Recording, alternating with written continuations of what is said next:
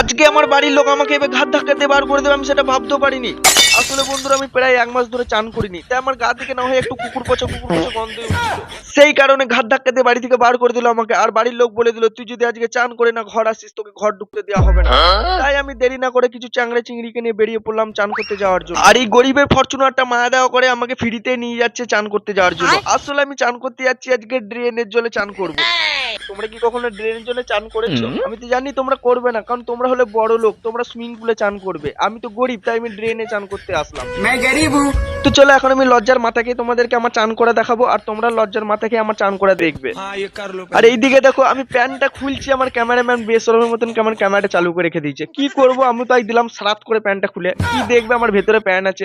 তা আমি জামাটা খুলবো, সেটাও তোকে ক্যামেরাটা চালু করে রেখে দিয়েছে। একটু বলো আমার শরম লাগে না? হ্যাঁ আমার তো একটু শরম বলে আছে। কি করবো, জামাটা খুলেই নিলাম। তারপরে দেখো আবার বলছে বডি দেখবো তোমার, কি দেখবি? লে দেখ আমার ভাই জনি সিং এর মতো বডি নয়, আগে বলে দিচ্ছি। তো এরপরে এই নুনুটাকে নিয়ে একটা জলে ঝাঁপ মেরে দিলাম আমি চবাং করে।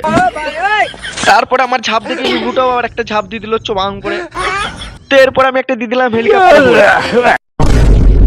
যেহেতু আমি 1 মাস পর চান করছি, তাই একটু এনজয় করে চান করবো, কি বলো? তাই তো চলো এরপর আমি একটু সাবান মাখবো, তোমাদেরকে একটা গান শুনি।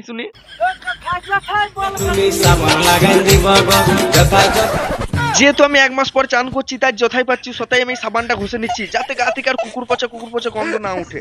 তো ভালো করে সাবানটা মেখে জলে দিয়ে দিলাম আবার একটা ঝাঁপ। তো চলো এখন আমার চান করা ফাইনালি কমপ্লিট, গা থেকে আর কুকুর পচা গন্ধ উঠে নাই। তো চলো এখন আমি গাটা মুছে নিলাম।